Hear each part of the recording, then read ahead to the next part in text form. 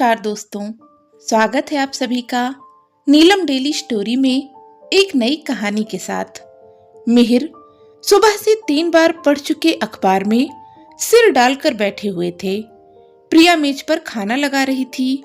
तभी मिहिर के फोन की घंटी बजी। नमस्ते मामा जी। खुश रहो मयंक, और सुनाओ क्या हाल चाल है? मिहिर ने बड़े बिंदास लहजे में कहा। प्रिया के चेहरे पर हल्की मुस्कान आ गई। मिहिर और मयंक कहने को तो मामा भांजे थे, पर मयंक मिहिर से कुछ ज्यादा ही लगा हुआ था। मयंक बड़ी ननद का बेटा था और मिहिर घर में सबसे छोटे थे। दीदी की शादी के वक्त मिहिर मुश्किल से 10-12 साल के ही थे। मिहिर अक्सर बताते थे, मयंक जब छोटा था हमेशा उन्हीं के इर्द गिर्द घूमता रहता था। मयंक मिहिर के लिए एक गोल मटोल खिलौने की तरह था। छोटे मामा की उंगली पकड़े वह सारा बाजार घूमाता। गर्मी की छुट्टियों में मयंक के आगमन से पहले ही फोन पर सारी योजना बन जाती थी। दीदी से छिपकर मिहिर ने मयंक को स्कूटी चलाना भी सिखाया था। सच पूछो तो कहने को तो उनमें मामा भांजे का रिश्ता था, पर उन सबसे ऊपर एक मित्रता का भाव भी जुड़ा हुआ था। शायद इसी भाव के कारण ही वह एक दूसरे से खुलकर बात कर लेते थे। और भाई, शादी वादी का क्या विचार है, करनी है कि नहीं? मयंक मिहिर की बात सुन खिलखिलाकर हंस पड़ा। करनी है मामा जी, वह भी कर लेंगे। पहले कुछ कमा तो लें, वरना आपकी बहू को कहाँ रखेंगे, क्या खिलाएंगे? मयंक शुरू से ही पढ़ने में होशियार था। इंजीनियरिंग करने के बाद कैंपस प्लेसमेंट हो गया। नौकरी करने के साथ साथ उसने एमबीए भी कर लिया। एमबीए करने के बाद मयंक की लंदन में एक अच्छी सी कंपनी में नौकरी लग गई थी। अभी 2 साल भी नहीं हुए थे, सब शादी के लिए हल्ला मचाने लगे थे। मयंक से सभी चुटकी लेते थे, अरे भाई कोई हो तो बता देना। पर ना जाने क्यों एक अनदेखा डर सबके मन में बैठा हुआ था, कहीं सचमुच वह किसी गोरी मेम को लाकर खड़ा न कर दे। मिहिर ने हवा में तीर छोड़ा, कोई लड़की वड़की देख रखी हो तो पहले ही बता दो, वरना ना कहना मामा ने पूछा नहीं। तुम्हारे नाना पीछे पड़े हैं, तुम बता दो वरना हम लोग लड़की देखें। तभी पीछे से प्रिया चिल्लाई, मयंक पहले बता देना, अचानक से सरप्राइज मत देना। कम से कम अपनी मामी को तैयारी करने का मौका तो दे ही देना, वरना तेरी बीबी कहेगी किन लोगों के बीच आ गई। प्रिया ने मिहिर से फोन ले लिया। मयंक ना जाने क्यों शर्मा गया। मयंक कैसे हो बेटा? प्रणाम मामी जी, मैं बिल्कुल ठीक हूँ, आप बताइए आप लोग कैसे हैं? हम भी ठीक हैं, बस वही दाल रोटी के चक्कर में फंसे हुए हैं। तुम बताओ, कोई लड़की वड़की देखी है कि हम लोग देखें? आप भी मामी जी, अरे मुझसे क्या शर्माना, जो भी हो साफ साफ बता देना। मयंक ने वही रटा रटाया जवाब दिया। मनुष्य का एक स्वभाव होता है, वह चाहे कितना भी समझदारी का ढोंग कर ले, पेट में शक की मरोड़ उठती ही रहती है। प्रिया ने एक दिन सोशल मीडिया पर मयंक को अपनी साथी महिला कर्मचारियों के साथ पार्टी करने की फोटो देख ली थी। छोटे छोटे कपड़ों में लड़कियां हाथ में रंगीन गिलासों के साथ तितली की तरह खिलखिला रही थीं। ना जाने क्यों तब से प्रिया के दिमाग में शक का कीड़ा घुस गया था। वह बहुत दिनों से इसी फिराक में थी कि मयंक से बात कैसे निकलवाई जाए। प्रिया ने अपनी आवाज को गंभीर बनाकर कहा, मयंक शादी तो करनी ही है और हर आदमी तुमसे कुछ ना कुछ कहेगा ही, पर निभाना तुमको है। इन सब चीजों में दूसरों की नहीं, खुद की सुनो। कल कोई ऊंच नीच हुई तो सब पल्ला झाड़ लेंगे। तुम्हें कैसी लड़की चाहिए, इसका निर्णय तुमको ही लेना होगा। मामी की बात सुनकर मयंक के दिल में छिपे विचारों को मानो बल मिल गया। शायद आज से पहले किसी ने उससे इस ढंग से बात नहीं कही थी। किसी ने कभी उसका दृष्टिकोण जानने का प्रयास ही नहीं किया था।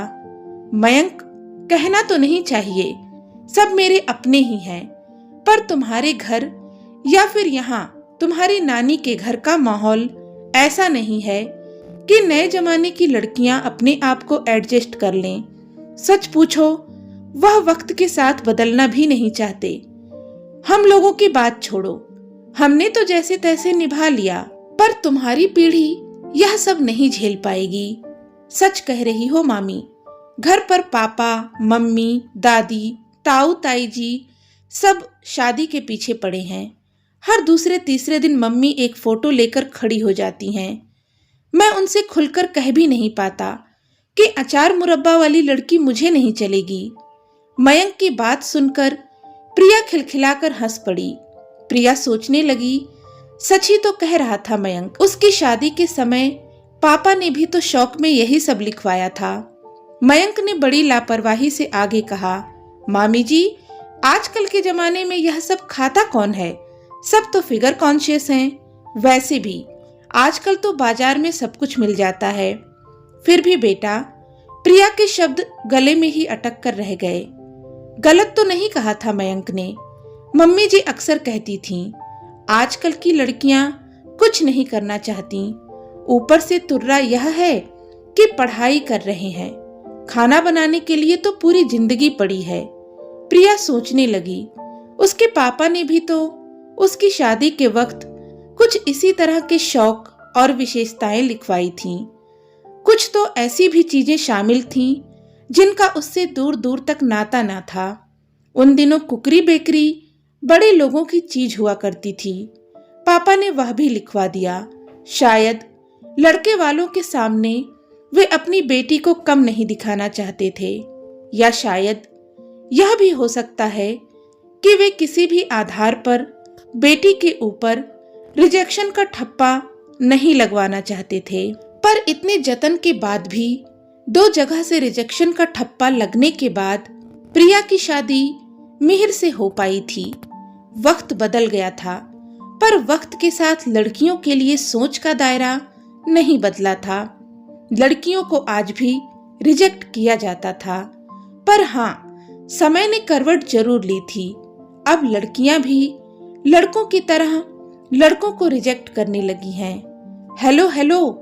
प्रिया मयंक की आवाज सुनकर अपनी सोच के घेरे को तोड़ बाहर आ गई। सुन रही हूँ बेटा, बोलो। मामी जी, मैं खुद भी नहीं चाहता कि जिस किसी से भी मेरी शादी हो वह दिन भर घर पर बैठकर मेरे लिए खाना बनाए। जिस किसी प्रिया का शंकित मन सोशल नेटवर्किंग पर मयंक के साथ की लड़कियों की तस्वीरों में जिस किसी को तेजी से टटोल रहा था। मयंक ठीक कह रहे हो, जितना बड़ा शहर उतने ही खर्चे। दोनों नहीं कमाएंगे तो काम कैसे चलेगा? बात कमाने की नहीं है मामी जी, मैं इतना कमा लेता हूँ कि अच्छे से जिंदगी कट जाएगी, पर इस शहर में घर में दिन भर अकेली पड़ी रहे, यह तो मैं भी नहीं चाहूंगा। प्रिया हंस पड़ी। क्या जवाब देती? आज उसकी डिग्रियां उसको मुंह चिढ़ा रही थीं। मिहिर ने शादी की पहली रात को कह दिया था, मुझे घर संभालने वाली लड़की चाहिए। नौकरी के चक्कर में घर की शांति भंग नहीं कर सकता। आखिर घर में और भी महिलाएं हैं। प्रिया ने दूसरे ही दिन उन सपनों को कहीं गहरे तहखाने में दबा कर रख दिया था। मयंक, कह तो तुम सही रहे हो, शायद तुमको अच्छा ना लगे, पर तुम्हारे घर का जो माहौल है वहां तुम्हारी बीबी से साड़ी पहनने की उम्मीद की जाए, खाने में 3 तरह की सब्जियों की उम्मीद की जाए, तो वह बेचारी कैसे कर पाएगी? साड़ी? मामी जी, इन 2 सालों में मैंने किसी को सलवार सूट में भी नहीं देखा। आप साड़ी की बात कर रही हैं? आप 3 सब्जियों की बात कर रही हैं? मैं तो यह भी उम्मीद नहीं करता कि उसे खाना बनाना भी आता हो। जब मुझे बनाना नहीं आता, अगर उसे बनाना नहीं आता हो तो कौन सी बड़ी बात हो जाएगी? वैसे भी वह सब तो मैनेज हो ही जाता है। मयंक की बेबाकी कहीं ना कहीं उसे अंदर तक भेद गई थी। कहीं ना कहीं वह अपने भविष्य के लिए भी भयभीत हो रही थी। कुछ वर्षों बाद वह भी तो उसी दहलीज पर खड़ी होगी जहां आज दीदी खड़ी थी। प्रिया हतप्रभ थी। क्या वाकई में जमाना इतना बदल गया है? प्रिया की आंखों के सामने दीदी का चेहरा घूम गया। बहू के लिए देखे गए वे अनगिनत सपने कहीं ना कहीं उसे चूर होते दिख रहे थे, जिनकी किरचें उसे चुभती महसूस हो रही थीं। प्रिया कहीं भी घूमने जाती तो ननद के लिए उस शहर की कोई प्रसिद्ध चीज लेकर आती। कई बार तो दीदी ने भी मनुहार करके अपनी भावी बहू के लिए भी साड़ी मंगवाई थी। प्रिया, एक साथ कुछ नहीं हो पाता, धीरे धीरे करके इकट्ठा करती चलूंगी, तभी तो मयंक की शादी कर पाऊंगी। बनारसी, कांजीवरम, चंदेरी और ना जाने क्या क्या। माँ तो माँ ही होती है। महीनों की जद्दोजहद के बाद आखिर मयंक के लिए एक अच्छी लड़की ढूंढ ही ली गई। लड़की मल्टीनेशनल कंपनी में काम करती थी, मयंक के बराबरी की थी। दीदी अपनी चाँद सी बहू के गुण गाते नहीं थक रही थीं। जानती हो प्रिया, रुचि मयंक से पहले से नौकरी करती है। मयंक से कहीं ज्यादा अच्छा पैकेज है उसका। दीदी, आपकी तो ऐश है, दोनों हाथ में लड्डू। सुंदर और कमाऊ बहू मिल रही है आपको। दीदी की भाषा और व्यवहार में अचानक से कमाऊ बहू की ठसक दिखने लगी थी। दीदी, साड़ियां और लेनी हो तो बता दीजिएगा, प्रिया ने भाभी होने का फर्ज निभाते हुए कहा। प्रिया सुन, पीहर से भात के लिए सिर्फ मेरे और जीजा जी का ही कपड़ा लाना, और मयंक का मैं देख लूंगी। नए जमाने के बच्चे हैं, पता नहीं क्या पसंद आए क्या नहीं। हम लोगों को तो सब चल जाता है। नहीं नहीं दीदी, ऐसे कैसे, यह तो पीहर वालों की जिम्मेदारी है, प्रिया ने अपनी आवाज में रस घोलते हुए कहा। आखिर शादी का दिन भी आ गया। सब बहुत खुश थे। खुश तो दीदी भी थीं, पर शायद मयंक की वापसी की बात सोच सोच उनकी आंखें भर आ रही थीं। दीदी शायद यह भूल गई थीं कि कहीं ना कहीं इन सबकी जिम्मेदार वे खुद थीं। मयंक की पीठ पर आज जो सपनों के पंख हैं, वे उन्होंने खुद ही रोपे थे। आज मयंक के बचपन की एक एक घटना को याद कर उनका आंचल भीगा जा रहा था। वक्त की आंच में स्मृतियां मोम की तरह पिघल पिघल कर आंखों से टप टप चू रही थीं। कहीं ना कहीं हम सब अपने बच्चों को, अपने खुद के अधूरे सपने को पूरा करने का जरिया बना लेते हैं। झालर की रोशनी से नहाया दीदी का घर कितना खूबसूरत लग रहा था। शादी बड़ी धूमधाम से संपन्न हो गई। बहू के आगमन के साथ मेहमानों की रवानगी शुरू हो गई। प्रिया भी अपना सामान बांध रही थी, तभी पीछे से दीदी ने आकर प्रिया को चौंका दिया। उनके हाथों में कुछ रंगीन लिफाफे और कपड़ों के बंडल थे। प्रिया, आती रहना, मयंक अगले महीने तक चला जाएगा, रुचि अभी यहीं रहेगी। बीजा की औपचारिकता पूरी होने के बाद ही वह मयंक के पास चली जाएगी। न जाने क्यों दीदी यह सब कहते कहते उदास हो गईं। कितने मन से जीजा जी ने 2 मंजिला घर बनवाया था। एक एक चीज दीदी और मयंक की पसंद की लगवाई थी, पर आज उस घर में रहने के लिए दीदी और जीजा जी के सिवा कोई ना था। प्रिया दीदी से आने का वादा कर अपने घर वापस आ गई। गृहस्थी की उठापटक से जूझती प्रिया समय निकालकर अक्सर दीदी से बात कर लेती। शुरू शुरू में तो सब ठीक था, पर कमाऊ बहू की सास होने की ठसक धीरे धीरे न जाने कहां गुम होने लगी थी। वीजा का इंतजार करते करते साल भर होने को आ गया था। शुरू शुरू में तो सब कुछ ठीक था। एक बार साड़ी में पैर फंस जाने की वजह से रुचि गिरते गिरते बची थी। दीदी ने उसी दिन फरमान जारी कर दिया, तुम सूट पहनो, कहीं चोट वोट लग जाए तो फिर कौन सेवा करेगा। प्रिया सोच में पड़ गई। वक्त के साथ दीदी कितनी बदल गई थीं। शादी के 5 वर्षों बाद जब उसने दबे स्वर में सलवार कमीज पहनने की इजाजत मांगी तो घर में कितना हंगामा मचा था। दीदी ने भी कितना कुछ सुनाया था। भले घर की बहू बेटियों को यह सब शोभा नहीं देता, पर आज रुचि को तो मानो खुला आसमान मिल गया। वह घर में गाउन पहनकर आराम से सास ससुर के सामने डोलने लगी थी। चीजें बिगड़ रही थीं और चीजों के बिगड़ने के साथ दीदी के फोन आने का सिलसिला भी बढ़ता जा रहा था। प्रिया उनके फोन को उठाने से बचने लगी थी, पर बचती भी तो कब तक। घर में शायद कुछ ज्यादा ही बवाल हो गया था। दीदी का सुबह सुबह ही फोन आ गया था। प्रिया, देख क्या जमाना आ गया। गिनती के 3 लोग हैं, पर महारानी से 3 लोगों का भी खाना नहीं बन पाता। कहती है कि नौकरी करूं या खाना बनाऊं, इनकी नौकरी से हमें क्या लेना देना। कौन सा एक चवन्नी हमारे हाथ पर धर देती है।